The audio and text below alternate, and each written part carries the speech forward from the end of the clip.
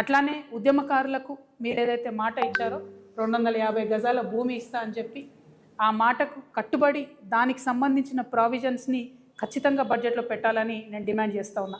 అమరవీరుల కుటుంబాలకు 25,000 రూపాయల పెన్షన్ ఇస్తామని మీరు ఏదైతే చెప్పారో దానికి సంబంధించినటువంటి ఒక అంశాన్ని బడ్జెట్లో చేర్చాలని నేను డిమాండ్ చేస్తూ ఉన్నా. ఆటో డ్రైవర్లకు 12,000 రూపాయలు ఏదైతే నెలకి ఇస్తామన్నారో దానికి సంబంధించిన అంశాన్ని బడ్జెట్లో పెట్టాలని నేను డిమాండ్ చేస్తున్నా. అట్లనే కళాకారులు తెలంగాణ వ్యాప్తంగా ప్రతి గ్రామంలో కళాకారులు ఉన్నారు. మరి ఆ కళాకారులకు ఒక మంచి ప్రావిజన్ ఉంది. ఈ ప్రభుత్వం రాష్ట్ర ప్రభుత్వం కళాకారులను గుర్తించి గుర్తింపు కార్డు ఇచ్చి 500 రూపాయలు ఇస్తే చాలు. కేంద్ర ప్రభుత్వం నుంచి 5,500 రూపాయలు వచ్చే పథకం ఉన్నది.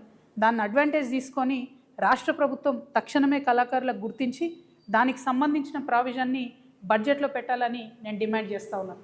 అట్లానే చేవెళ్ళ SC/ST డిక్లరేషన్ ఉంది. దానికి సంబంధించి SC/STలకు సంబంధించి బడ్జెట్లో ప్రావిజన్ పెట్టాలని చెప్పి నేను డిమాండ్ చేస్తున్నా. వరంగల్లో రైతు డిక్లరేషన్ ఉంది. దాని ప్రకారం మరి రైతులకు ఏదైతే మినిమం సపోర్ట్ ప్రైస్ పెంచడము, బోనస్కి సంబంధించిన అంశాలు అవి ఖచ్చితంగా మనము ఇవాళ బడ్జెట్లో పెట్టాలని చెప్పి నేను డిమాండ్ చేస్తూ ఉన్నా. రైతులకు సంబంధించి ఒక మాట దయచేసి మనందరం కూడా అర్థం చేసుకోవాలి. రైతులకు ఇస్తాం మేము రైతు భరోసా, రైతులతో పాటు కౌలు రైతులకు ఇస్తాం మేము రైతు భరోసా అని చెప్పి మాట ఇచ్చారు. ఇంతవరకు అది పూర్తి చేస్తలేదు. రైతులకు కౌలు రైతులకు కలిపి పెట్టాలంటే 25,000 కోట్ల రూపాయలు సపరేట్ హెడ్ కింద పెట్టాలనేది నేను డిమాండ్ చేస్తూ ఉన్నా. రైతు కూలీలకు ఏదైతే సంవత్సరానికి 12,000 రూపాయలు ఇస్తామన్నారో దానికి 10,000 కోట్లు అవుతుంది. అది కూడా బడ్జెట్లో పెట్టాలని నేను డిమాండ్ చేస్తున్నా. అన్నిటికన్నా మించి ఏంటంటే వాళ్ళు ఆల్రెడీ ఫిబ్రవరి యాసంగికి సంబంధించి ఇంతవరకు రైతు భరోసా రాలేదు. తక్షణమే రైతు భరోసా నిధులు విడుదల చేయాలని నేను ప్రభుత్వాన్ని డిమాండ్ చేస్తున్నా. మరి ఈ సందర్భంగా ఒక మాట ప్రజలందరికీ గుర్తు చేయాలి. నిన్న మొన్న రేవంత్ రెడ్డి గారు చాలా దగ్గర సభలలో ఒక మాట చెప్పారు. మేము రైతు రుణమాఫీ 100కు 100% చేసినామని చెప్పారు. చేయలే. మీరేం చేసిండ్రు? మొదలు మీ అంతటా మీరే ప్రభుత్వం నుంచి 44,000 కోట్లు అయితే రైతు రుణమాఫీ అవుతుందని చెప్పారు. కానీ చేసింది ఎంత? 21,000 కోట్ల రూపాయలు. కానీ క్యాబినెట్ డెసిషన్ చేసింది ఎంత? 28,000 crores. అంటే 28,000 కోట్లు రైతు రుణమాఫీ చేయాలని క్యాబినెట్ చెప్తే మీరు చేసింది 21 కోట్లు. పైగా ముఖ్యమంత్రి గారు ఏమాత్రం మొహమాటం లేకుండా నేను 100% రుణమాఫీ చేసిన అంటారు. నేను ముఖ్యమంత్రి గారికి ఛాలెంజ్ విసురుతా ఉన్నా. మీ మహబూబ్ నగర్ పోదామా, మా నిజామాబాద్ వస్తారా, లేకపోతే హైదరాబాద్లో సెక్రటేరియట్కి మమ్మల్ని రమ్మంటారా? జాగృతి వల్ల వస్తాం. రుణమాఫీ కానీ రైతులందరినీ తీసుకొని వస్తాం. ఖచ్చితంగా మీరు 50% మంది రైతులకు రుణమాఫీ చేయలేదు. ప్రతి జిల్లాలో ప్రతి చోట ఎక్కడికి పోయినా రైతులు బాధపడుతూ ఉన్నారు. నిజంగా మీకు చిత్తశుద్ధి ఉంటే ఆ ఏదైతే మిగతా 50% మందికి రుణమాఫీ కాలేదో ఈ బడ్జెట్లో పెట్టి రుణమాఫీ చేయండి. ఎగ్గొట్టకండి దయచేసి రైతులకు. రైతన్నలు ఇబ్బందిలో ఉన్నారు. ఇప్పటికే మీరు యూరియా కూడా ఇవ్వలేని పరిస్థితులలో, మేనేజ్ చేయలేని పరిస్థితుల్లో రైతులు ఇబ్బంది పెడుతున్నారు. ఇది కరెక్ట్ కాదు. ముఖ్యమంత్రి గారు నిజాలు చెప్పండి ఇప్పటికన్నా అని చెప్పి మేము వారికి హెచ్చరిక చేస్తూ ఉన్నాం. అదేవిధంగా విద్యార్థులకు సంబంధించి ఫీ రియంబర్స్మెంట్ 11,000 కోట్లు బకాయిలు ఉన్నాయి. నేను పదే పదే చెప్తూ వచ్చిన ఈ ఫీ రియంబర్స్మెంట్ డబ్బులు ఇవ్వకపోతే అందరికన్నా ఎక్కువ బాధపడేది మా ఆడబిడ్డలు. ఆడపిల్లలు చదువు అనిపించి ఇంట్లో కూర్చోబెడతారు. కాబట్టి రిక్వెస్ట్ చేస్తూ ఉన్నాం, మేము రాష్ట్ర ప్రభుత్వాన్ని డిమాండ్ చేస్తూ ఉన్నాం. 11,000 కోట్లు వన్ టైం మీరు ఫీ రియంబర్స్మెంట్ ఇవ్వండి. ఇచ్చి తర్వాత మంత్లీ ఇస్తారా, క్వార్టర్లీ ఇస్తారా, ఒక క్యాలెండర్ ఇవ్వండి. కానీ ఇవ్వండి. ఇబ్బంది అవుతుంది విద్యార్థులకు. చిన్న విద్యా సంస్థలు మూతపడిపోతున్న పరిస్థితి ఉంది. కాబట్టి 11,000 కోట్లు ఫీ రియంబర్స్మెంట్ ఇవ్వాలని చెప్పి నేను డిమాండ్ చేస్తూ ఉన్నా. ఈ ఆర్టీసీ కార్మికులకు సంబంధించి నిన్న మళ్ళీ ముఖ్యమంత్రి గారు అబద్ధం చెప్పారు. 50,000 మంది కార్మికులు ఉన్నారని చెప్పారు.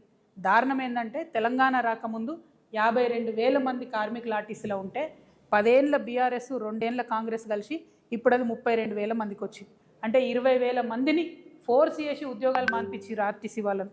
వీఆర్ఎస్ ఇచ్చిర్రు, రకరకాల ఇబ్బందులు ఇచ్చిర్రు. 10 రూపాయలు టికెట్ కొట్టకపోతే కండక్టర్లను తీసేసినటువంటి పరిస్థితులు చాలా ఉన్నాయి. ఇప్పుడున్నటువంటి పరిస్థితుల్లో మొన్న జగిత్యాల్లో ఒక ఎగ్జాంపుల్ జరిగింది. ఒక బస్సులో 170 మంది ఎక్కిరు ఫ్రీ బస్సు పెట్టిన తర్వాత. వెనుక 2 టైర్లు ఊడిపోయినాయి. దేవుడి దయ వల్ల ఏం పెద్ద ప్రమాదం జరగలేదు. కానీ కండక్టర్ సస్పెండ్ చేస్తారు ఇట్లాంటి ఇన్సిడెంట్సే. ఏం చేస్తాడు కండక్టరు, డ్రైవరు? మీకుండాల చిత్తశుద్ధి. ఆర్టీసీని దయచేసి రాష్ట్ర ప్రభుత్వంలో విలీనం చేయాలి. ఆ ప్రక్రియను ప్రారంభించాలి.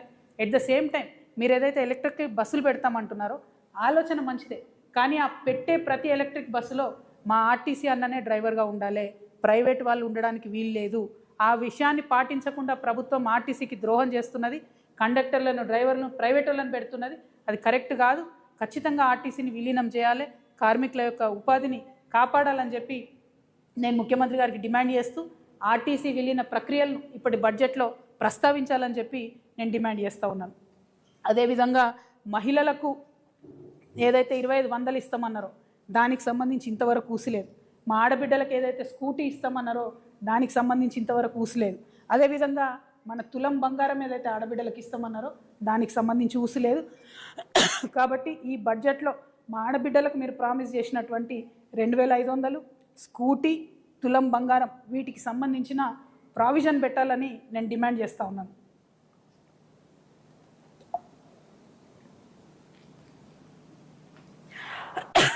అదేవిధంగా చాలా కీలకమైన అంశం, మన తెలంగాణ భవిష్యత్తుకు సంబంధించినటువంటి అంశం. మీరు ఎన్నికల్లో ఎన్నికై గద్దెనెక్కడానికి అత్యంత కీలకంగా ఉన్నటువంటి తెలంగాణ యువతకు సంబంధించినటువంటి అంశం. మీరు ఎన్ని ఉద్యోగాలు ఇస్తామన్నారు? మొదటి సంవత్సరంలో 2 లక్షలు ఇస్తామన్నారు. ఇప్పటి వరకు పాత ప్రభుత్వం ఇచ్చినటువంటి ఉద్యోగాలకే మీరు పత్రాలు ఇచ్చుకుంటూ తిరుగుతున్నారు. మీరు స్వతహాగా ఇచ్చినవి కేవలం 11,000 ఉద్యోగాలు. అంటే ఇంకా 1,89,000 ఉద్యోగాలు మీరు ఇవ్వాల్సి ఉంది, అది బాకీ ఉంది. ఈ బడ్జెట్లో నేను డిమాండ్ చేస్తూ ఉన్నాను, 1,89,000 ఉద్యోగాలకు సంబంధించి వాళ్ళని తీసుకుంటే ఎన్ని జీతాలు ఇవ్వాల్సి వస్తాయో ఆ అమౌంట్ని మీరు ఈ బడ్జెట్లో పెట్టండి. మీ యొక్క చిత్తశుద్ధిని నిరూపించుకోండి. జాబ్ క్యాలెండర్ ఇవ్వండి. ఏ నెలలో ఏ పరీక్ష పెడతారో పిల్లలకు క్లారిటీ ఇవ్వండి. ఇబ్బంది పడుతూ ఉన్నారు, ఆత్మహత్యలు చేసుకుంటూ ఉన్నారు, కోట్లకు పోయి కేసులు వేసి కొట్లాడుతూ ఉన్నారు. మీరు ఏదైతే ఎన్నికల ముందు ఏం చెప్పిండ్రు? బీఆర్ఎస్ పార్టీ ఉద్యోగాలు ఇవ్వలేదు పిల్లలకు అన్నారు, బీఆర్ఎస్ పార్టీ పరీక్షలు నిర్వహించలేదన్నారు. మరి మీరు చేస్తున్నది ఏంటి ఇప్పుడు? ఆ విషయాన్ని ముఖ్యమంత్రి గారు గమనించి 1,89,000 మందికి సంబంధించి ఆ ప్రావిజన్ని బడ్జెట్లో పెట్టాలని చెప్పి నేను డిమాండ్ చేస్తూ ఉన్నాను. ఇట్లా ఒక్కొక్క అంశాన్ని బడ్జెట్లో చాలా స్ట్రాంగ్గా మేము స్టడీ చేసిన ప్రతి ఒక్క అంశాన్ని కూడా మేము ఖచ్చితంగా బట్టి విక్రమార్క గారు వారు ఆర్థిక శాఖ మంత్రి కాబట్టి జాగృతి తరఫున వారికి ఒక వినతి పత్రం కూడా మా అధ్యక్షుల వారు అందరూ కూడా వెళ్ళి ఇచ్చి రావడం జరుగుతుంది. బడ్జెట్లో రావాల్సినటువంటి అంశాల మీద మేము తప్పకుండా ఒక ముందడుగు వేస్తాం. దాంతోపాటు ముఖ్యమంత్రి గారిని మేము ఒక 3 డిమాండ్లు చేస్తూ ఉన్నాం. కేంద్ర ప్రభుత్వం ఏదైనా నిర్ణయం తీసుకున్నప్పుడు ఆ నిర్ణయం యొక్క ప్రభావం మన రాష్ట్ర ప్రజల మీద పడుతున్నప్పుడు ఈ రాష్ట్ర ముఖ్యమంత్రిగా మీరు స్పందించాలి. కానీ మీరు స్పందిస్తలేరు. దానికి 3 ఉదాహరణలు. లేబర్ కోడ్ మారితే ముఖ్యమంత్రి గారు ఎక్కడ మాట్లాడలేదు. 12వ తారీఖు నాడు బంద్ ఉంది, మొత్తం కూడా లేబర్ అంతా కూడా రోడ్ల మీదకి వస్తూ ఉన్నారు. ఆ బంద్కు జాగృతి సంపూర్ణంగా మద్దతు ప్రకటిస్తూ ఉన్నది. కానీ రాష్ట్ర ప్రభుత్వంగా, రాష్ట్ర ముఖ్యమంత్రిగా మీరు ఈ లేబర్ కోడ్లను, లేబర్ చట్టాలను వ్యతిరేకించాలని నేను డిమాండ్ చేస్తూ ఉన్నాను. రెండవది, బీసీ బిడ్డలకు సంబంధించి జనగణనలో కనీసం ఓబీసీ కాలం పెట్టకపోతే ఇంతవరకు ముఖ్యమంత్రి గారు స్పందించలేదు, కేంద్ర ప్రభుత్వానికి ఉత్తరం రాయలేదు. ఎందుకంత చిన్న చూపు మీకు బీసీలు అంటే? 42% బిల్లులు పెడుతున్నామని మోసం చేసిరు. ఒక్కసారి కూడా అఖిలపక్షాన్ని మోడీ గారి దగ్గర తీసుకుపోలేదు. ఇప్పుడు ఓబీసీ కాలం లేకున్నా కూడా కనీసం మీరు మాట్లాడతలేరంటే మీరు కేంద్రానికి సహకరిస్తున్నారని బీసీ బిడ్డలు అనుకోవాల్సి వస్తుంది. కాబట్టి దీని మీద మీ స్టాండ్ ఏందో కేంద్రానికి ఉత్తరం రాయవలసిందిగా ముఖ్యమంత్రి గారు నేను డిమాండ్ చేస్తూ ఉన్నా. ఇక చివరిది, అత్యంత పేదవాళ్లకు ఉపయోగపడేటటువంటి ఉపాధి హామీ పథకం, పువరెస్ట్ ఆఫ్ ద పువర్కి అందేటటువంటి పథకం, దానిలో 40% రాష్ట్రాలు పెట్టుకోవాలని కేంద్ర ప్రభుత్వం మన మీద బండరాయి ఎత్తేసింది. నిజానికి పెట్టుకోగలుగుతామా? రాష్ట్రాలు పెట్టుకోలేని పరిస్థితి ఉంది. అయినా ముఖ్యమంత్రి గారి కార్యాలయం నుంచి ఒక్క ఉత్తరం కూడా ఎందుకు రాయలేదు?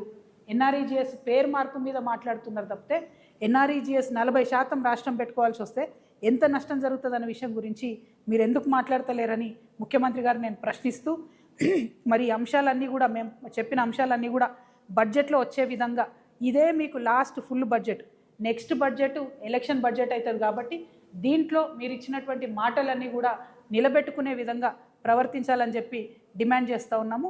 Thank you. జై తెలంగాణ.